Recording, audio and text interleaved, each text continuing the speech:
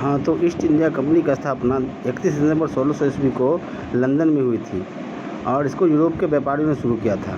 Class 7 में हम इससे पहले पढ़ चुके हैं कि सर टॉमस रो जो है वह इंग्लैंड भारत आया था, जहांगीर के शासनकाल में ही भारत आया था और उन्होंने यहाँ पर ट्रेडिंग राइट जहांगीर से लिया था।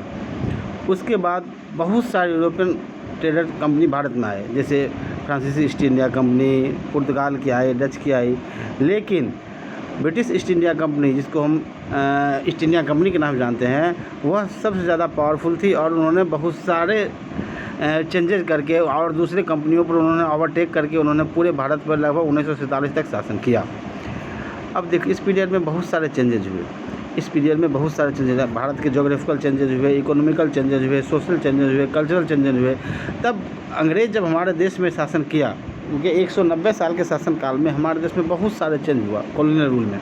अब उसको हम बारी बारी से पढ़ेंगे। सबसे पहले पढ़ेंगे हम जोग्राफिकल चेंजेज। जोग्राफिकल चेंजेज मतलब होता है हमारे देश के भौगोलिक स्थिति में क्या परिवर्तन हुए, हमारे देश की बाउंड्रीज में क्या परिवर्तन हुए। हम जानते हैं कि 1757 में भारत जो था वह बहुत सारे छोटे राज्यों में डिवाइड हुआ था। बहुत सारे प्रिंसली स्टेट थे, बहुत सारे छोटे प्रोविंस थे, जिस पर मतलब इंडिपेंडेंटली राजा शासन कर रहे, जैसे हैदराबाद, बंगाल, अहमदाबाद, ये सब कुछ ऐसे स्टेट थे जिन्होंने मुग़लों के शासन को नॉमिनल स्वीकार किया था।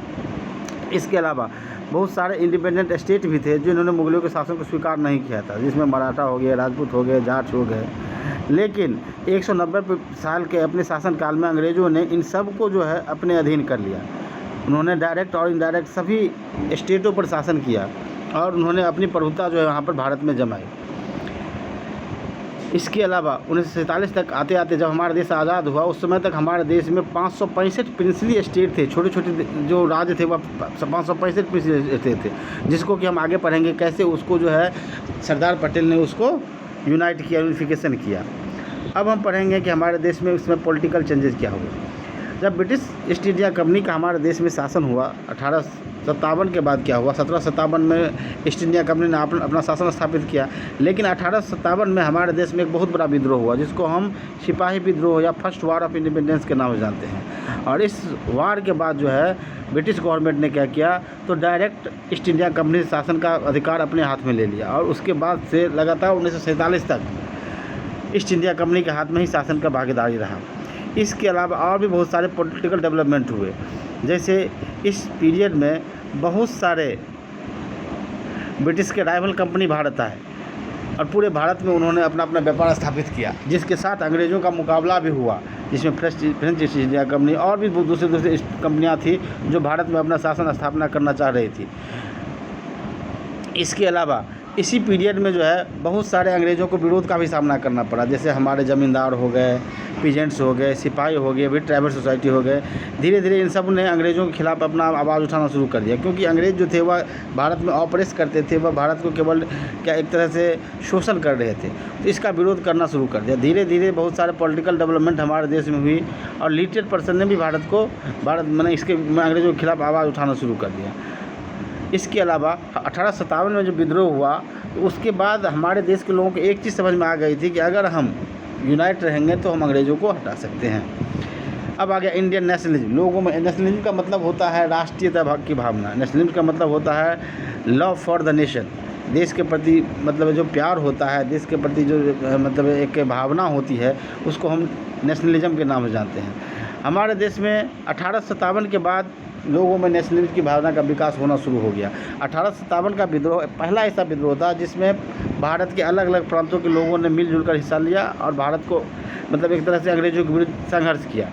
और भले ही यह आंदोलन फेल कर गया, यह आंदोलन सफल नहीं हुआ, लेकिन इस आंदोलन के बाद भारतीय लोगों को ये ज़रूर समझ में आ गई कि अगर हम लोग मिलजुल कर स्ट्रगल करेंगे तो अंग्रेज़ों को हम भारत से हटा सकते हैं। और लोगों में एक कलेक्टिवनेस की भावना भी आई कि यह देश जो है वो हमारा भारत है, न कि वह रीजन है। हम चाहे किसी भी स्टेट में हो, चाहे बिहार में हो, महाराष्ट्र में हो, अवध में हो, कहीं के भी हो, लेकिन सबसे पहले हम भारत के हैं, उसके बाद कहीं के हैं। इसके अलावा हमारे देश में फिर इकोनॉमिकल चेंज, इकोनॉमिक आर्थिक स्थिति में भी क्या हुई चेंज हुई। हमारे देश में अंग्रेज़ों ने बहुत सारे रेवेन्यू टैक्स लगाए, अलग अलग भारत के प्रांतों में उन्होंने अलग अलग रेवेन्यू सिस्टम लागू किया, जिसके बारे में आगे हम पढ़ेंगे। मोस्टली उन्होंने 3 तरह के रेवेन्यू सिस्टम लगाए, जिसको हम परमानेंट सेटलमेंट, रैयतवाड़ी सेटलमेंट और महलवाड़ी सेटलमेंट के नाम से जानते हैं। और अलग अलग हमारे देश की जो भूभाग थी, अलग अलग जो एरिया था, उसमें अलग अलग ज़मीन की क्वालिटी थी। उस क्वालिटी के हिसाब से उन्होंने हमारे देश में लैंड रेवेन्यू सिस्टम लागू किया। उस समय हमारे देश के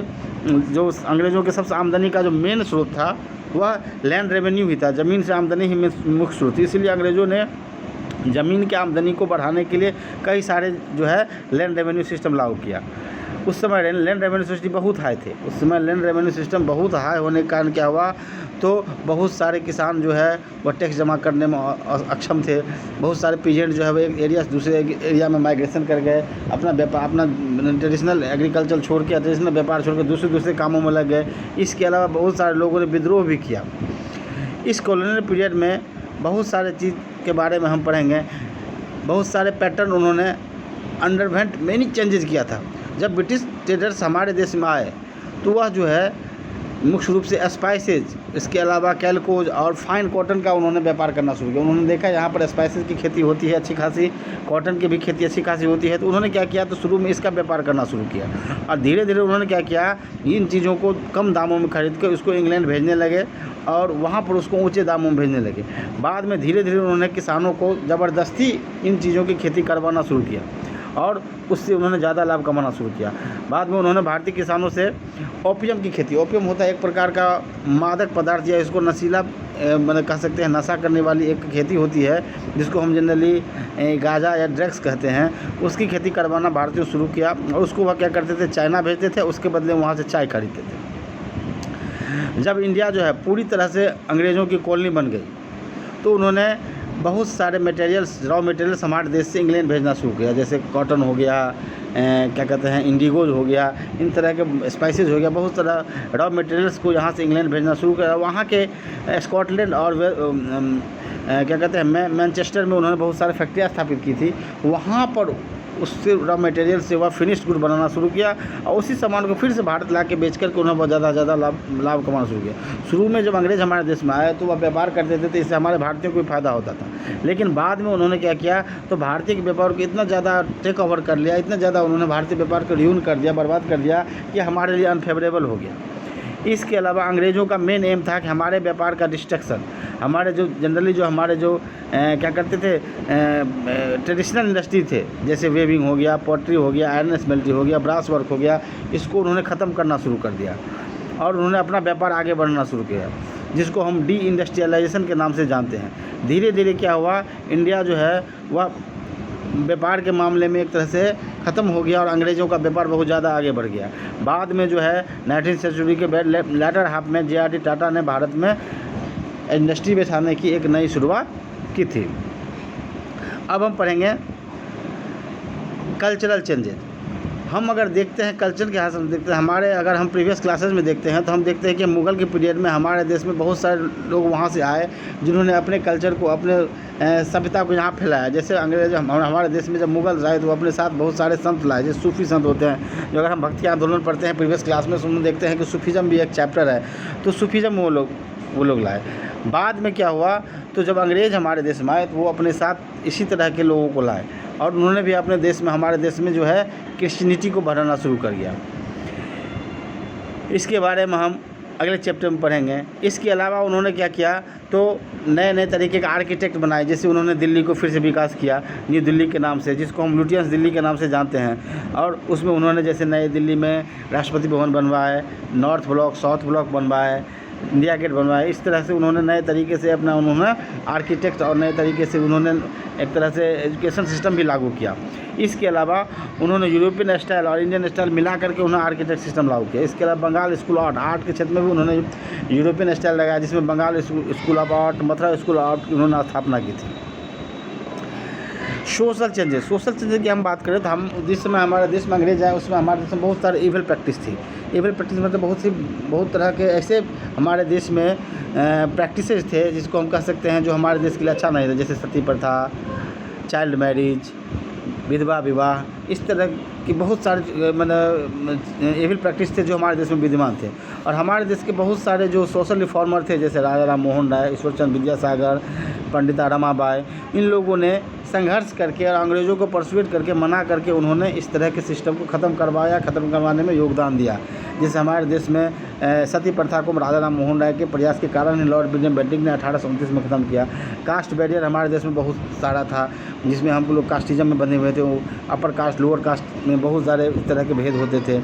तो इसको दयानंद सरस्वती, राजा राम मोहन राय, इन लोगों ने प्रयास करके इसको ख़त्म करवाने का काम किया। इसके अलावा और भी बहुत सारे इस तरह के प्रैक्टिसेस थे जिसको ख़त्म किया।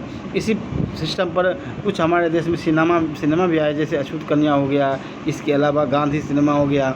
इस तरह के बहुत सारे इविल प्रैक्टिस थे जिसको इस पीरियड में ख़त्म किया गया। दूसरा महत्वपूर्ण सोशल चेंजेस था इस पीरियड में एजुकेशनल सिस्टम।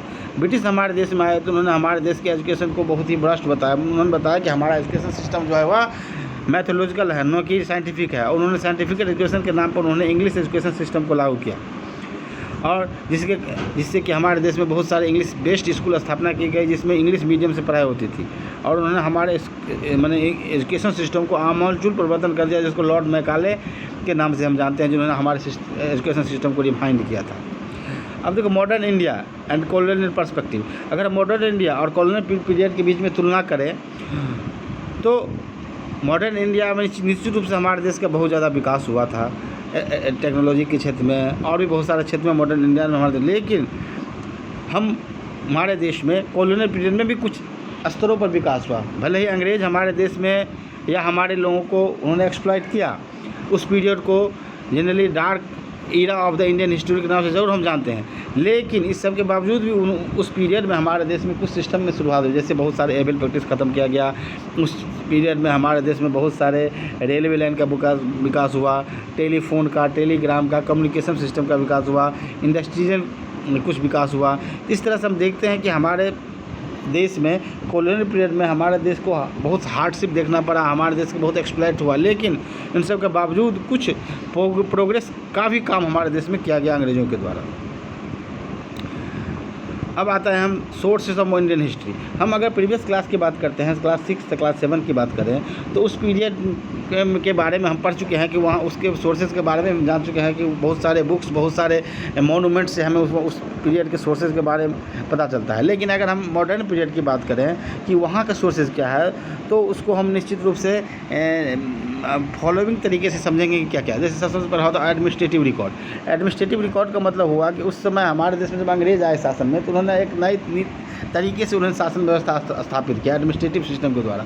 उन्होंने जो भी निर्णय लिया उसको उन्होंने रिटेन वे में लिया और उसका रिकॉर्ड रखा, जो कि अभी भी हमारे देश के बहुत सारे म्यूजियम में, आर्चिव में वो मिलते हैं। तो इससे उन्होंने क्या किया, तो इसके थ्रू भी हमारे देश को उसके बारे में जानकारी मिलती है। इसके अलावा उस समय बहुत सारे बुक्स उस पीरियड में छपे।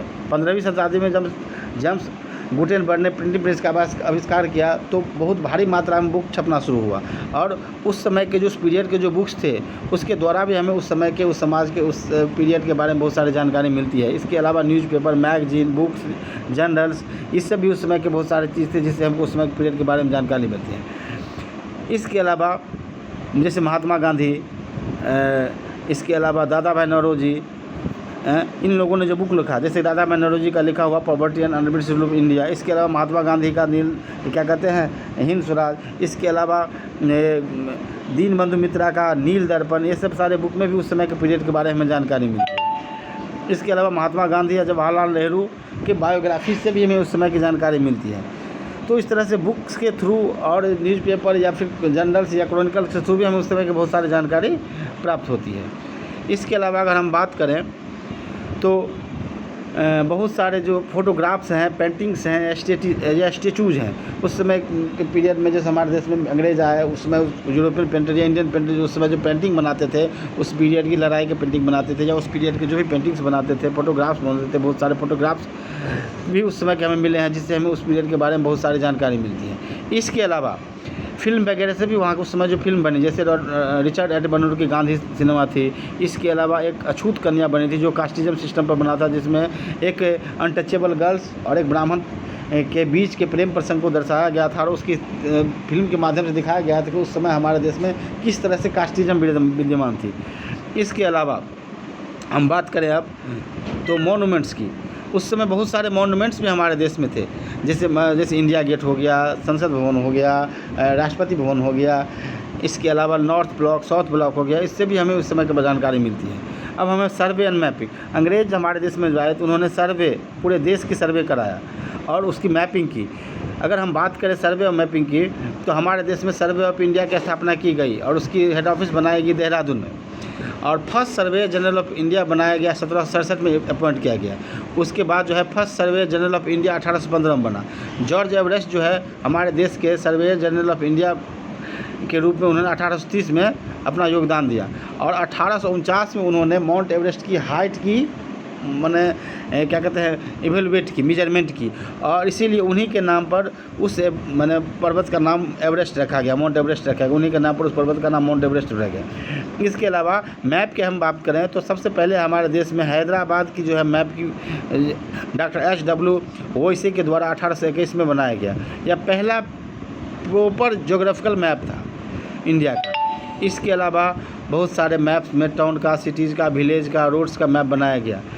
ये मैप जो थे हमें अभी भी मदद करते हैं। मैप ना उस समय बल्कि अभी भी हम मैप की सहायता से ही कहीं हम कुछ देखते हैं। इसके अलावा हमारे गाँव में रेवेन्यू सर्वे किया गया। 19वीं सेंचुरी के मैंने लास्ट पीरियड में जो है हमारे देश में पहला जो है सेंसस भी किया गया, जिसको हम जनगणना के नाम से जानते हैं। 1881 में पहली बार जो है हमारे भारत में जनगणना किया गया, और उसके बाद प्रत्येक 10 सालों के बाद हमारे देश में सेंसस किया जाता है। इस तरह से आपका जो है ये पहला चैप्टर ख़त्म हुआ। इसके साथ हम इसके आपके एक्सरसाइज क्वेश्चन भी डाल रहे हैं। आप लोगों को इसको बना के और इसी क्वेश्चन आंसर करके इसको भेजना है, सर आपको कंसल्टिंग चेक कर देंगे। Thank you.